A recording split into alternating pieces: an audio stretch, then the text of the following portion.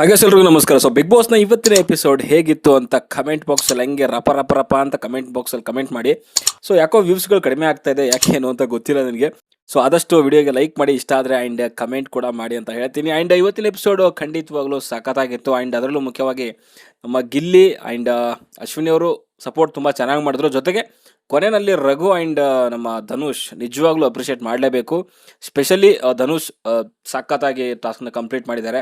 ತುಂಬ ಈಸಿ ಅಲ್ಲ ಅದು. ಸೊ ರಾತ್ರಿ ಇಡೀ ಎಲ್ಲನೂ ಸೈಕ್ಲಿಂಗ್ ಮಾಡುವಂಥದ್ದು, ಅದು ಕೂತ್ಕೊಂಡು ಅದು ಖಂಡಿತವಾಗ್ಲೂ ಕಾಲು ನೋವು ಬಂದೇ ಬರುತ್ತೆ ನೆಕ್ಸ್ಟ್ ಡೇಗೆ.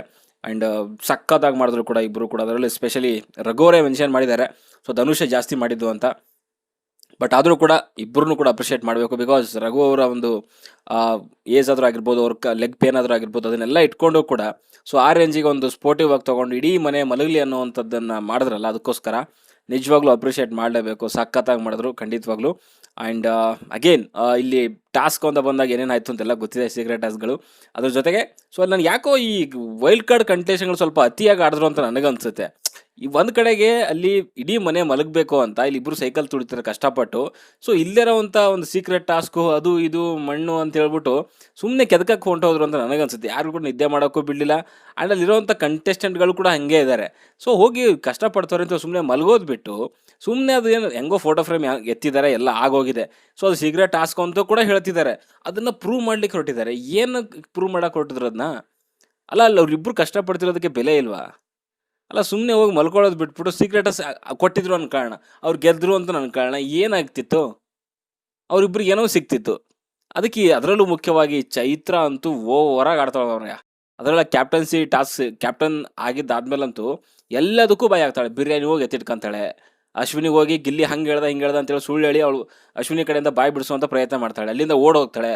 ರಜತ್ ಹತ್ರ ಹೋಗಿ ಹಿಂಗೆ ಮಾಡಿದೆ ನಾನು, ಅವಳು ಎಕ್ಸ್ಪ್ರೆಷನ್ ಚೇಂಜ್ ಆಯಿತು, ಹಿಂಗೆ ಇಷ್ಟೊಂದು ಓವರ್ ಡ್ರಾಮಾ ಅಲ್ಲ ಏನಕ್ಕೆ ಅಂತ. ಅದಕ್ಕೆ ಹೇಳುವಂಥದ್ದು, ಈ ಹಳೆ ಸೀಸನಿಂದ ಕಂಟೆಸ್ಟೆಂಟ್ಗಳು ಕರ್ಸ್ಕೊಂಡು ಬರಬಾರ್ದು ಅಂತ. ನಮ್ಮ ಸೀಸನಲ್ಲಿ ಹಂಗೆ ಮಾಡಿದ್ವಿ, ನಮ್ಮ ಸೀಸನ್ ಹಿಂಗಾಯಿತು, ನಾವು ಬರೀ ಬಿಲ್ಡಪ್ಗಳೇನೆ. ಸೊ ಇದಕ್ಕೋಸ್ಕರ ನಾನು ವೈಲ್ಡ್ ಕಾರ್ಡ್ ಕಂಟೆಸ್ಟೆಂಟು, ಅದರಲ್ಲೂ ಇಂಥ ಓವರ್ ಬಿಲ್ಡಪ್ಗಳಂದರೆ ನನಗೆ ಆಗಬರಲ್ಲ. ಓಕೆ. ಸೊ ಇದಾದಮೇಲೆ ಇವತ್ತಿನ ಎಪಿಸೋಡ್ ಶುರುವಾಗಿರುವಂಥದ್ದು ಅದೇ ನಿನ್ನೆ ನಮ್ಮ ಗಿಲ್ಲಿ ಆ್ಯಂಡ್ ಅಶ್ವಿನಿ ಅವರಿಗೆ ಕೊಟ್ಟಿರುವಂಥ ಸೀಕ್ರೆಟ್ ಟಾಸ್ಕಿಂದನೇ ಶುರುವಾಗುತ್ತೆ. ಸ್ಟಾರ್ಟಿಂಗಿಂದ ಕೂಡ ಗಿಲ್ಲಿ ಬಿಡಲೇ ಇಲ್ಲ. ಸೊ ಯಾವಾಗ ಕಾವ್ಯ ಅವರು ಸೊ ಅಲ್ಲಿ ಅಳ್ತಿದ್ರು ಅಂತ ಸ್ಪಂದನ ಹೇಳಿದ್ದಾದ್ಮೇಲೆ ಅವ್ನು ಸ್ವಲ್ಪ ಸ್ಲೋ ಡೌನ್ ಅದ. ಅಲ್ಲಿವರೆಗೂ ಕೂಡ ಫುಲ್ಲು ಸೀರಿಯಸ್ ಮೋಡಲ್ಲೇ ಇದ್ದಂಥದ್ದು ಗಿಲ್ಲಿ. ಆ್ಯಂಡ್ ಇಲ್ಲಿ ಓನ್ಲಿ ಗಿಲ್ಲಿ ಮಾತ್ರ ಅಲ್ಲಿ ಅಳಿಸುವಂಥ ಪ್ರಯತ್ನ ಮಾಡಿದ್ರು. ಇವ್ರು ಮಾಡಲಿಲ್ಲ. ಯಾರು ಹೇಳಿ? ನಮ್ಮ ಅಶ್ವಿನಿ ಅವ್ರು ಮಾಡಲಿಲ್ಲ. ಅಶ್ವಿನಿ ಮಾಡಿದರೆ ಮೇ ಬಿ ಡೌಟ್ ಬರ್ತಿತ್ತೇನೋ, ಯಾಕಂದರೆ ಇಬ್ಬರು ಮಾಡ್ತಿದ್ದಾರೆ ಅನ್ನೋದಕ್ಕೋಸ್ಕರ ಡೌಟ್ ಬರ್ತಾಯಿತ್ತು. ಆ್ಯಂಡ್ ಅಶ್ವಿನಿ ಏನಾದರೂ ಅಳಿಸುವಂಥ ಪ್ರಯತ್ನ ಮಾಡಿ ಆ ಥರ ಮಾತುಗಳಾಡಿದರೆ ಖಂಡಿತವಾಗ್ಲೂ ಜಗಳ ಆಗುವಂಥದ್ದು. ಕಾವ್ಯ ಅಳ್ತಾ ಇರಲಿಲ್ಲ, ಕಿತ್ತಾಟ ಆಗುವಂಥದ್ದು. ಈ ಕಡೆಯಿಂದ ಅಶ್ವಿನಿ ಮಾತಾಡ್ತಾಯಿದ್ರು, ಆ ಕಡೆ ಕಾವ್ಯ ಮಾತಾಡ್ತಾಯಿದ್ರು. ಸೊ ಅವ್ರದ್ದು ಉದ್ದೇಶ ಇದ್ದಂಥದ್ದು ಅಳಿಸ್ಬೇಕಾಗಿತ್ತು. ಅಳಿಸ್ಬೇಕಾದಂಥ ಒಂದು ಕೆಪಾಸಿಟಿ ಅಥವಾ ಆ ಮಾತುಗಾರಿಕೆ ಇರುವಂಥದ್ದು ಗಿಲ್ಲಿಗೆ ಮಾತ್ರ. ಯಾಕಂದರೆ ಅಷ್ಟೊಂದು ಎಮೋಷ್ನಲ್ ಒಂದು ಅಟ್ಯಾಚ್ ಇದ್ದಂಥವ್ರಿಗೆ. ಆ್ಯಂಡ್ ಗಿಲ್ಲಿಗೆ ಒಂದು ರೀಸನ್ ಕೂಡ ಇತ್ತು. ಅಶ್ವಿನಿಗೆ ಅಳಿಸ್ಬೇಕು ಕಾವ್ಯಗೆ ಅಂತ ರೀಸನ್ ಏನೂ ಇರಲಿಲ್ಲ, ಗಿಲ್ಲಿಗಿತ್ತು. ಏನಂತಂದರೆ ಅವ್ನು ನಾಮಿನೇಟ್ ಮಾಡಿದ್ದಕ್ಕೆ. ಸೊ ಅದೊಂದು ರೀಸನ್ ಇಟ್ಕೊಂಡು ಎಲ್ಲನೂ ಏನೇನು ಮಾಡಬೇಕು ಏನೇನು ಮಾಡಬಾರ್ದು ಆ್ಯಂಡ್ ಕಂಟಿನ್ಯೂಸ್ ಆಗಿ ಅದನ್ನು ಹೇಳ್ಕೊಂಡು ಬಂದ. ಸ್ನೇಹ ಅಂತ ಒಳೊಳಗೆ ಬೆನ್ನಿಗೆ ಚೂರಿ ಹಾಕೋದಾದ್ರೂ ಆಗಿರ್ಬೋದು, ನಾಮಿನೇಟ್ ಮಾಡಿದ್ದಾದ್ರೂ ಆಗಿರ್ಬೋದು, ಆ್ಯಂಡ್ ಜಂಟಿ ಆಗಿದ್ದುದೇ ತಪ್ಪಾಯಿತು ಅನ್ನುವಂಥದ್ದು, ಇರಿಟೇಷನ್ ಆಗ್ತಿದೆ ನಿನ್ನ ನೋಡಿ ಅನ್ನೋವಂಥದ್ದು, ಅದು ಸ್ಪಂದನ ನಿನಗಿಂತ ಬೆಟರು ಅಥವಾ ಲಕ್ಕಿ ನೀನು ಸ್ಪಂದನ ಅಲ್ಲ ಅನ್ನೋ ರೀತಿ ಹೇಳುವಂಥದ್ದು. ಸೊ ಸಿಕ್ಕಾಬಡೆ ಮಾತಾಡ್ಬಿಡ. ಬರೀ ಕಣ್ಣೀರು ಹಾಕೊಂಡು ನಾಟಕ ಮಾಡ್ತೀಯ, ಮೇಕಪ್ ಹಾಕೊಂಡು ತಿರುಗಾಡ್ತೀಯ, ಏನೇನೋ ಮಾತಾಡ್ಬಿಡ ಪಾಪ ಇವತ್ತು. ಒಟ್ಟಿನಲ್ಲಿ ಏನಂತಂದರೆ ಕಣ್ಣೀರು ಹಾಕ್ಸ್ಲಿಕ್ಕೆ ಏನೇನು ಮಾಡಬೇಕು ಎಲ್ಲ ಕೂಡ ಮಾಡ್ದ. ಬಟ್ ಅವನ ಕಣ್ಣಲ್ಲೇ ಒಂದು ರೀತಿಯಲ್ಲಿ ಆ ಒಂದು ಬೇಜಾರು ಕಾಣಿಸ್ತಾ ಇತ್ತು. ಮೀನ್ಸ್ ಅವ್ನು ಮಾಡ್ತಿದ್ದಾನಲ್ಲ, ಸೊ ಇದು ಏನಕ್ಕಪ್ಪ ಮಾಡ್ತಾಯಿದ್ದೀನಿ ಅನ್ನೋ ರೇಂಜಿಗೆ ಒಂದು ಕೆಲವು ಟೈಮಲ್ಲಿ ಅವ್ನ ಕಣ್ಣಲ್ಲಿ ಕಾಣಿಸ್ತಾ ಇತ್ತು. ಕೆಲವು ಟೈಮಲ್ಲಿ ಅಲ್ಲಿ ಕಾವ್ಯಗೂ ಕೂಡ ಡೌಟ್ ಬಂದಿದೆ. ಅಂದರೆ ಈ ಏನಂತಂದರೆ ಯಾವ ವಿಚಾರಕ್ಕೆ ಅಂದರೆ ಅಲ್ಲಿ ಸ್ಪಂದನ ಜೊತೆಗೆ ಕೆಲವು ಜೊತೆಗೆ ಮಾತಾಡೋ ಟೈಮಲ್ಲಿ ಕಾವ್ಯಕ್ಕೆ ಡೌಟ್ ಬಂತು, ಏನಾದರೂ ಸೀಕ್ರೆಟ್ ಟಾಸ್ಕ್ ಕೊಟ್ಟಿರ್ಬೋದಾ ಅಂತ. ಅಂದರೆ ಈ ಥರ ಅವ್ನು ಮಾತಾಡಲ್ಲ, ಬಟ್ ಅವ್ನು ಮಾತಾಡ್ತಿದ್ದಾನೆ ಅಂತಂದ್ರೆ ಏನೋ ಖಂಡಿತವಾಗ್ಲೂ ಇದ್ದೇ ಇರುತ್ತೆ ಅನ್ನೋ ರೀತಿಯಲ್ಲಿ ಧನುಷ್ ಜೊತೆಗೆ ಕೂಡ ಮಾತಾಡೋ ಟೈಮಲ್ಲಿ ಹೇಳಿದ್ರು. ಆ್ಯಂಡ್ ಯಾರು ನಮ್ಮ ಸೂರಜ್ ಜೊತೆಗೆ ಮಾತಾಡೋ ಟೈಮಲ್ಲೂ ಕೂಡ ಹೇಳಿದ್ರು. ಅಂದರೆ ನನಗೆ ಬೇರೆಯವ್ರು ಹೇಳಿದರೆ ಮ್ಯಾಟ್ರ್ ಆಗ್ತಾ ಇರಲಿಲ್ಲ, ಬಟ್ ಗಿಲ್ಲಿ ಹೇಳ್ತಿದ್ದಾನಂತಂದರೆ ಏನೋ ಇದೇ ಸಮಥಿಂಗ್ ಅನ್ನೋ ರೀತಿಯಲ್ಲಿ ಗೆಸ್ ಮಾಡಿರೋವಂಥದ್ದು ಕರೆಕ್ಟ್ ಇದೆ. ಅದನ್ನು ಒನ್ ಟೈಮಲ್ಲಿ ಹೋಗಿ ಕಾವ್ಯ ಗಿಲ್ಲಿ ಹತ್ರನೇ ಕೇಳ್ತಾರೆ. ಅಂದರೆ ಏನೋ ಒಂದು ಟಾಸ್ಕ್ ಏನಾದರೂ ಕೊಟ್ಟಿದ್ದಾರೆ ಅನ್ನೋ ರೀತಿಯಲ್ಲಿ ಕೇಳ್ತಾರೆ. ಕೇಳಿದಾದ್ಮೇಲೂ ಕೂಡ ಅಷ್ಟೇ, ಅಲ್ಲಿ ಗಿಲ್ಲಿ ಏನು ಮಾಡ್ತಾನೆ ಅಂದರೆ ಅದನ್ನು ಮರೆಸೋಕ್ಕೋಸ್ಕರ ಇನ್ನೂ ಜಾಸ್ತಿನೇ ಮಾಡ್ತಾನೆ ಟಾರ್ಗೆಟ್ ಮಾಡಲಿಕ್ಕೆ. ಅಂದರೆ ನೀನು ಟಾಸ್ಕಲ್ಲಿ ನಾಮಿನೇಷನ್ ಮಾಡ್ದಲ್ಲ ಹಾಗೆ ಹೀಗೆ ಅಂದ್ಕೊಂಡು ಫುಲ್ ಇನ್ನೂ ಎಮೋಷ್ನಲ್ ಆಗಿರುವಂಥ ಕೆಲವೊಂದು ಪದಗಳು ಡಾಮಿನೇಟ್ ಮಾಡೋ ರೀತಿಯಲ್ಲಿ ಮಾತಾಡೋಕ್ಕೆ ಸ್ಟಾರ್ಟ್ ಮಾಡ್ತಾನೆ. ಎಲ್ಲಿ ರಿವೀಲ್ ಮಾಡ್ತಾಳೇನೋ ಅನ್ನೋ ಒಂದು ಡೌಟ್ಗೆ ಅವನು ಇನ್ನೂ ಜಾಸ್ತಿನೇ ಸ್ಟಾರ್ಟ್ ಮಾಡಿಬಿಟ್ಟ. ಸೊ ಅಲ್ಲಿಂದ ಸ್ವಲ್ಪ ಅದು ಇನ್ನೂ ಕಾವ್ಯಗೆ ಎಲ್ಲೋ ಡೌಟ್ ಬರೋಕ್ಕೆ ಸ್ಟಾರ್ಟ್ ಆಯ್ತು. ಯಾರಿಗೆ ಅಲ್ಲಿ ಟಾಸ್ಕ್ ಕೊಟ್ಟಿರ ಅಂತ ಅಂದರೂ ಕೂಡ ಒಂದೆಲ್ಲೋ ಮನಸ್ಸಲ್ಲಿ ತಲೆಯಲ್ಲಿ ಓಡ್ತಾ ಇರುತ್ತೆ, ಏನೋ ಇಲ್ಲ ಇರ್ಬೋದೇನೋ ಅಂತ ಒಂದು 10% ಆ ಒಂದು ಡೌಟ್ ಇದ್ರೂ ಕೂಡ ಸೊ ಅದು ಹಂಗೆ ಕ್ಯಾರಿ ಆಗ್ತಾ ಹೋಗುತ್ತೆ. ಆ್ಯಂಡ್ ಕಂಟಿನ್ಯೂಸ್ ಆಗ್ತಾ ಹೋಗ್ತಾ ಎಲ್ಲರೂ ಕೂಡ ಕೆಲವರಿಗೆ ಡೌಟ್ ಬಂತಿತ್ತು. ಒಂದು ಸೂರಜ್ಗೆ ಡೌಟ್ ಬಂತು, ಕೊಟ್ಟಿರಬಹುದು ಅಂತ, ಬಿಕಾಸ್ ಅಶ್ವಿನಿ ಆ್ಯಂಡ್ ಅವರಿಬ್ಬರು ಲೇಟಾಗಿ ಬಂದ್ರಲ್ಲ, ಸೊ ಅದಕ್ಕೋಸ್ಕರ ಅಲ್ಲಿ ಏನಾದರೂ ಸೀಕ್ರೆಟ್ ಟಾಸ್ಕ್ ಕೊಟ್ಟಿರ್ಬೋದೇನೋ ಅನ್ನೋದಕ್ಕೋಸ್ಕರನೇ ಸೊ ಆ ಒಂದು ಡೌಟ್ ಖಂಡಿತವಾಗ್ಲೂ ಅವರಿಗಿತ್ತು. ಜೊತೆಗೆ ಆ್ಯಂಡ್ ರಜತ್ಗೂ ಕೂಡ ಡೌಟ್ ಬಂತು, ಏನಂತಂದರೆ ಏನೋ ಅಷ್ಟೊಂದು ಇವತ್ತು ವಿಚಿತ್ರವಾಗಿ ಆಡ್ತಿದ್ಯಾ ಅನ್ನೋ ರೀತಿಯಲ್ಲಿ ಕೆಲವೊಂದು ಮಾತುಗಳು ಬಂತು. ಆಮೇಲೆ ಊಟ ಯಾಕೆ ಬಿಟ್ಕೊಂಡು ಈ ಥರ ಎಲ್ಲ ನೆನಪು ಮಾಡ್ತಿದ್ಯಾ ಅನ್ನೋ ರೀತಿಯಲ್ಲಿ ಕೆಲವೊಂದು ಬಂತು. ನಿಂದೇನಿದ್ರು ಹೊರಗಡೆ ಇಟ್ಕೋ, ಇಲ್ಲಿ ಯಾಕೆ ಹಂಗೆ ಹಿಂಗೆ ಅಂತ ಕೆಲವೊಂದು ಮಾತುಗಳು ರಜತ್ ಕೂಡ ಹೇಳಿ. ಅದಾದ್ಮೇಲೆ ಕಾವ್ಯ ಆ್ಯಂಡ್ ಗಿಲ್ಲಿ ಇಬ್ಬರು ಕೂಡ ಅಲ್ಲಿ ಹೊರಗಡೆಗೆ ಫುಲ್ ಕಿತ್ತಾಟ ಮಾಡ್ತಾ ಇದ್ರು, ಸೈಕಲ್ ಏನು ಹೊಡಿತಾ ಇದ್ರಲ್ಲ. ಸೊ ಅದಾದ್ಮೇಲೆ ಅಗೇನ್ ಗಿಲ್ಲಿ ರೇಗಿಸ್ತಾ ಇದ್ದ, ಬಟ್ ಅವನಿಗೆ ಗೊತ್ತಿಲ್ಲ ಸ್ಪಂದನ ಎದುರುಗಡೆಗೆ ಆಲ್ರೆಡಿ ಕಾವ್ಯ ಕಣ್ಣೀರು ಹಾಕಿದ್ದಾರೆ ಅಂತ. ಸೊ ಅದು ಗೊತ್ತಿಲ್ಲದೇನೆ ಅಗೇನ್ ಅಲ್ಲಿ ಏನಂತಂದ್ರೆ ಕಾವ್ಯಗೆ ಸಿಕ್ಕಾಬಿಟ್ಟೆ ರೇಗಿಸ್ತದೆ ಎಲ್ಲರೂ ಎದುರುಗಡೆ ಕೂಡ.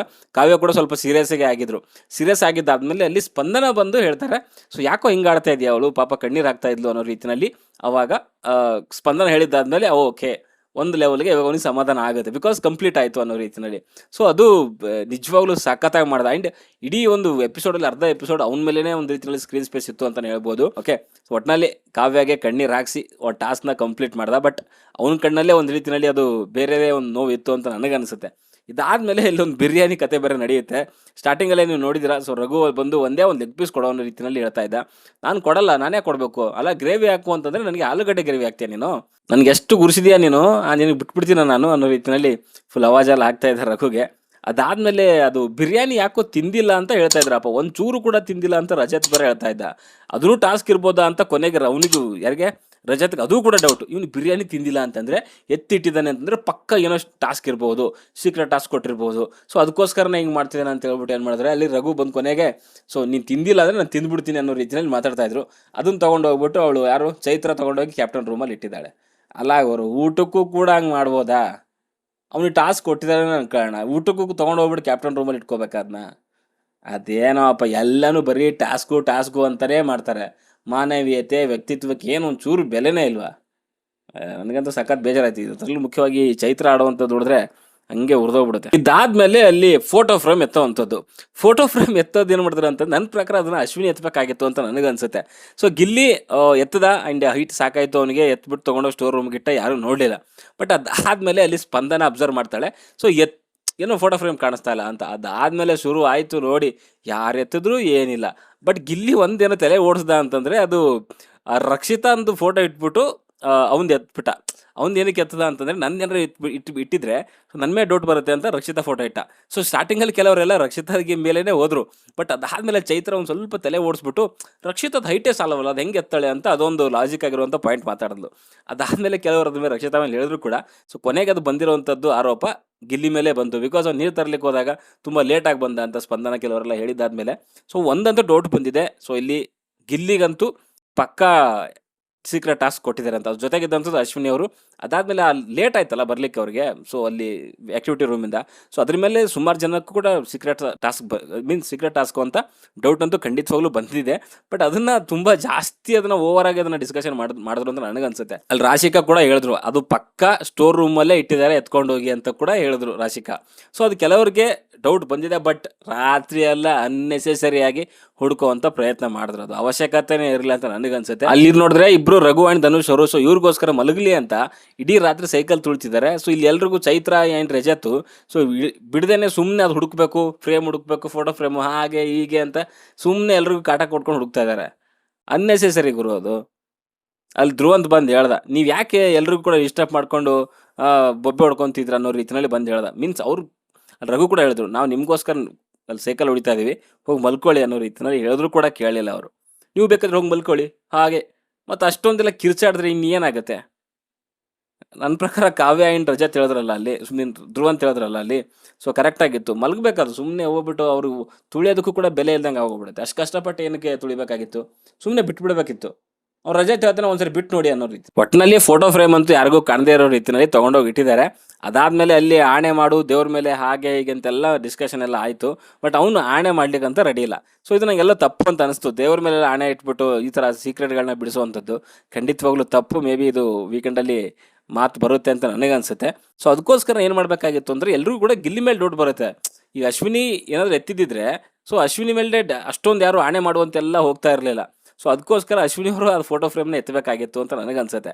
ಸೊ ಅದು ಗಿಲ್ಲಿ ಎತ್ತಿರೋದ್ರಿಂದ ಅವನಿಗೆ ಎಲ್ಲರೂ ಹೋಗ್ಬಿಟ್ಟು ಆಣೆ ಮಾಡು, ಹಾಗೆ ಮಾಡು, ಹೀಗೆ ಮಾಡು ಅನ್ನೋ ರೀತಿಯಲ್ಲಿ ಅಷ್ಟೊಂದು ಇದು ಮಾಡಿದ್ರು, ಕಾಟ ಕೊಟ್ಟರು. ಬಟ್ ಬೇರೆಯವ್ರಿಗಾದರೆ ಕೊಡ್ತಿರ್ಲಿಲ್ಲ ಅನ್ನೋದು, ಅಶ್ವಿನಿಗಾದರೆ ಕೊಡ್ತಿರಲಿಲ್ಲ ಅನ್ನೋದು ನನ್ನ ಅನಿಸಿಕೆ. ಸೊ ಅದೊಂದು ಅಶ್ವಿನಿ ಎತ್ತಿದ್ದಿದ್ರೆ ಬೆಟರ್ ಆಗಿರೋದು. ಬೇಕಾದ್ರೆ ಗಿಲ್ಲಿ ಹೋಗ್ಬಿಟ್ಟು ನಾನಂತೂ ಅದನ್ನ ಎತ್ತಿಲ್ಲ ಅನ್ನೋ ರೀತಿಯಲ್ಲಿ ಹೇಳ್ಬೋದಾಗಿತ್ತೆ ನಾವು. ಬಟ್ ಅಲ್ಲೂ ಇವ್ರು ಬಿಡ್ತಿದ್ರಾ, ನಮ್ಮಿಬ್ಬರಿಗೂ ಕೂಡ ಸೀಕ್ರೆಟ್ ಟಾಸ್ಕ್ ಕೊಟ್ಟಿಲ್ಲ ಅಂತ ಹೇಳ್ಬಿಟ್ಟು ಆಣೆ ಮಾಡುವಂತಿದ್ರು. ಸೊ ಇದೆಲ್ಲ ನನ್ನ ಪ್ರಕಾರ ಸರಿಯಲ್ಲ ಅಂತಲೇ ಹೇಳ್ತೀನಪ್ಪ. ಸೊ ಅವಾಗ ಅವನು ಹೇಳಬೇಕಾಗಿತ್ತು, ರಜತ್ ನೀನು ಆಣೆ ಮಾಡು, ಈ ಕೆಟ್ಟ ಪದ ಎಲ್ಲ ಮಾತಾಡೋದೆಲ್ಲ ನೀನು ಟಾಸ್ಕ್ಗೋಸ್ಕರನೇ ಮಾಡ್ತಿದ್ಯಾ ಅಥವಾ ಇಲ್ಲ ನಿನ್ನ ವ್ಯಕ್ತಿತ್ವ ಇರೋದೇನು ಹಂಗೆ ಅಂತ ಹೇಳ್ಬಿಟ್ಟು ಎರಡರಲ್ಲಿ ಒಂದು ಆಣೆ ಮಾಡು ಅಂತ ಹೇಳ್ಬೋದಾಗಿತ್ತು. ಸೊ ಅವಾಗ ರಜತ್ ಸಿಗಾಕಂತಿದ್ದ ಅವ್ನು ಕೆಟ್ಟ ಪದಕ್ಕೋಸ್ಕರ. ಸೊ ಇದು ಆಣೆ ಮಾಡುವಂಥ ನನ್ನ ಪ್ರಕಾರ ಅದು ಸರಿಯಲ್ಲ. ಅದು ಮೇ ಬಿ ನನ್ನ ಪ್ರಕಾರ ವೀಕೆಂಡಲ್ಲಿ ಚರ್ಚೆ ಆಗುತ್ತೆ ಅಂತ ನನಗನ್ಸುತ್ತೆ. ಓಕೆ, ಆ್ಯಂಡ್ ಇದಾದ್ಮೇಲೆ ನಮ್ಮ ರಘು ಆ್ಯಂಡ್ ಧನುಷ್ ಅವರಿಗೆ ಒಂದು ಟಾಸ್ಕ್ ಕೊಡ್ತಾರೆ. ಅದೇ ಟಾಸ್ಕು ರಾತ್ರಿ ಇಡೀ ಸೈಕಲ್ ತುಳಿಯುವಂಥದ್ದು. ಓಕೆ, ಅವ್ರಿಗೆ ಒಂದೆರಡು ಆಪ್ಷನ್ ಕೊಡುವಂಥದ್ದು, ಒಂದು ನೀವು ತುಳಿರಿ, ಇಲ್ಲ ಅಂತಂದರೆ ನೀವು ಯಾರಿಗಾದ್ರೂ ಬೇರೆಯವ್ರಿಗೆ ಹೇಳಿ ಅಂತ. ಸೊ ಯಾರೇ ತುಳಿದ್ರು ಕೂಡ ಇಡೀ ರಾತ್ರಿ ತುಳಿಬೇಕಾಗತ್ತೆ. ಟೈಮ್ ಮೀನ್ಸ್ 10 ಸೆಕೆಂಡನ್ನು ಕೊಟ್ಟಿರುತ್ತೆ ಅಂತ ಅನ್ಸುತ್ತೆ. ಸೊ 10 ಸೆಕೆಂಡ್ಗಿಂತ ಜಾಸ್ತಿ ಏನಾದರೂ ಸ್ಟಾಪ್ ಆದರೆ ಸೊ ಇಡೀ ಮನೆ ಲೈಟ್ಸ್ ಆನ್ ಆಗುತ್ತೆ ಆ್ಯಂಡ್ ಬಜರ್ ಸೌಂಡ್ ಆಗುತ್ತೆ, ಎಲ್ಲರೂ ಕೂಡ ಎಚ್ಚರ ಆಗಬೇಕಾಗತ್ತೆ ಅನ್ನೋ ರೀತಿಯಲ್ಲಿ. ಸೊ ಅವರಿಬ್ಬರು ಕೂಡ ಒಪ್ಕೊತಾರೆ. ಅದರಲ್ಲೂ ಫಸ್ಟ್ ಒಪ್ಕೊಂಡಿರುವಂಥದ್ದು ಧನುಷ್ ಒಪ್ಕೊಂತಾರೆ. ಬಟ್ ರಘು ಸ್ವಲ್ಪ ಹಿಂದೆ ಆಗ್ತಾರೆ. ಅವಾಗ ರಘು ಹೇಳೋಂಥದ್ದು ಏನಂತಾರೆ, ಅವಳಿಗೆ ಸ್ವಲ್ಪ ಕಾಲು ನೋವು ಇರೋದ್ರಿಂದ ಬೆಳಿಗ್ಗೆ ಗಂಟೆ ಹೆಂಗೆ ತುಳಿಯೋದು ಅನ್ನೋ ರೀತಿಯಲ್ಲಿ ರಘುಗೆ ಸ್ವಲ್ಪ ಡೌಟ್ ಆಗುತ್ತೆ. ಬಟ್ ಅದಾದಮೇಲೆ ಧನುಷ್ ಇಲ್ಲ ನಾನು ತುಳಿತೀನಿ ನೀವು ನೋಡಿ ಅನ್ನೋ ರೀತಿಯಲ್ಲಿ ಧನುಷ್ ಹೇಳ್ತಾರೆ. ಅದಾದಮೇಲೆ ಒಪ್ಕೊಂಡು ಬರ್ತಾರೆ ಹೊರಗಡೆಗೆ.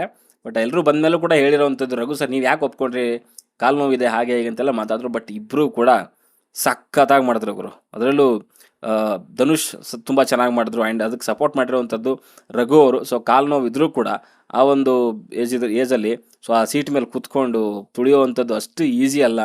ಅವ್ರು ಮೇ ಬಿ ಜಿಮ್ ಮಾಡ್ಬೋದು, ಎಲ್ಲ ಮಾಡ್ಬೋದು. ಬಟ್ ಆ ವೇಟ್ಗೆ ಸೊ ರಾತ್ರಿ ಎಲ್ಲ ತುಳಿಯುವಂಥದ್ದು ಸ್ವಲ್ಪ ಕಷ್ಟ ಆಗುತ್ತೆ. ಖಂಡಿತವಾಗ್ಲೂ ಅವ್ರು ನೋವು ಆಗುತ್ತೆ ಅವ್ರಿಗೆ.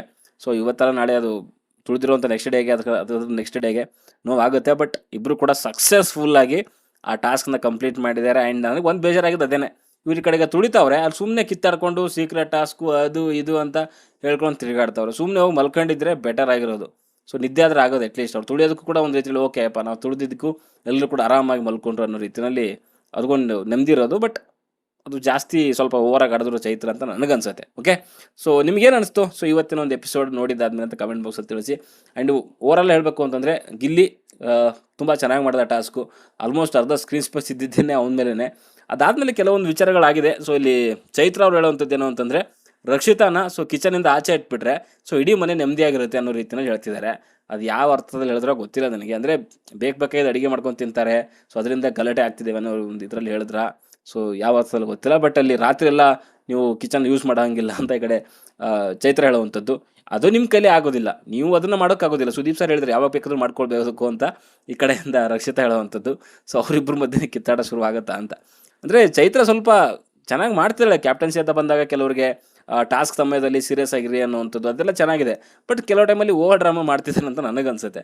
ಇದಾದಮೇಲೆ ಅಲ್ಲಿ ಅಶ್ವಿನಿ ಆ್ಯಂಡ್ ನಮ್ಮ ರಾಶಿಕ್ ಅವರು ಡಿಸ್ಕಷನ್ ಮಾಡ್ತಾಯಿದ್ರು. ಮೀನ್ಸ್ ಅದೇ ಚೈತ್ರ ಆ್ಯಂಡ್ ರಜತ್ ಬಗ್ಗೆ. ರಜತ್ ಏನಿದ್ರು ಕೂಡ ಅಲ್ಲಿ ಡೈರೆಕ್ಟಾಗಿ ಹೇಳ್ತಾರೆ. ಬಟ್ ಚೈತ್ರ ಸ್ವಲ್ಪ ಇಲ್ಲಿ ಓವರ್ ಡ್ರಾಮಾ ಮಾಡಿಕೊಂಡು ಸೊ ಹಿಂದೆ ಒಂದು ಮುಂದೆ ಒಂದು ಮಾತಾಡುವಂಥದ್ದು ಕೂಡ ಮಾಡ್ತಿದ್ದಾರೆ ಅಂತ ಅಶ್ವಿನಿ ಹೇಳ್ತಾ ಇದ್ರು. ಅದು ಹಿಂದೆ ಹೇಳಿ ಮುಂದೆ ಹೇಳಿ ಡೈರೆಕ್ಟಾಗಿ ಹೇಳಿ ಏನು ಹೇಳಿದ್ರು ಕೂಡ ಕರೆಕ್ಟಾಗಿರಬೇಕು. ಸೊ ಮುಂದೆ ಹೇಳ್ತಾರೆ ಅಂತ ಹೇಳ್ಬಿಟ್ಟು ಬಾಯಿಗೆ ಬಂದಾಗ ಬೈಯೋದು ಕೂಡ ನನ್ನ ಪ್ರಕಾರ ತಪ್ಪೆ. ಆ್ಯಂಡ್ ಹಿಂದೆ ಒಂದು ಮುಂದೆ ಒಂದು ಮಾಡೋದು ಕೂಡ ನನ್ನ ಪ್ರಕಾರ ತಪ್ಪೆ ಅಂತ ನನಗನ್ಸುತ್ತೆ. ಆಮೇಲೆ ಅದು ನಾಮಿನೇಷನ್ ಪ್ರಕ್ರಿಯೆಯಲ್ಲಿ ಇವರೆಲ್ಲರೂ ಕೂಡ ತೊಗೊಂಡೋಗಿ ಚೈತ್ರಾಗೆ ಸುಮ್ಮನೆ ಸೀಕ್ರೆಟ್ ಬಿಟ್ಕೊಟ್ರು, ನಾನು ಯಾರು ನಾಮಿನೇಟ್ ಮಾಡ್ತೀನಿ ಅದೆಲ್ಲ ಹೇಳುವಂಥದ್ದು ಅವಶ್ಯಕತೆನೇ ಇರಲಿಲ್ಲ. ಸೊ ಅದು ಎಲ್ಲ ತಪ್ಪು ಮಾಡಿದ್ರು ಅಂತ ನನಗನ್ಸುತ್ತೆ. ಅದು ಅವರು ಅಡ್ವಾಂಟೇಜ್ ತಗೊಂಡು ಸೊ ಯಾರಿಗೆ ಎಷ್ಟು ಮೀನ್ಸ್ ಅದು ಹಕ್ಕುಗಳನ್ನ ಕೊಡಬೇಕು ನಾಮಿನೇಟ್ ಮಾಡುವಂಥದ್ದು ಅದನ್ನು ಚೆನ್ನಾಗಿ ಯೂಸ್ ಮಾಡ್ಕೊಂಡು ಚೈತ್ರ ಅಂತ ನನಗನ್ಸುತ್ತೆ. ಸೊ ಸದ್ಯಕ್ಕೆ ಈ ವಿಡಿಯೋದಲ್ಲಿ ಅಷ್ಟೇ. ವಿಡಿಯೋ ಲೈಕ್ ಮಾಡಿ, ಶೇರ್ ಮಾಡಿ, ಚಾನಲ್ ಸಬ್ಸ್ಕ್ರೈಬ್ ಮಾಡ್ಕೊಳ್ಳಿ ಅಂತ ಹೇಳ್ತಾ ಮುಂದಿನ ವಿಡಿಯೋದಲ್ಲಿ ಸಿಗೋವರೆಗೂ ಟಾಟಾ, ಬೈ ಬೈ.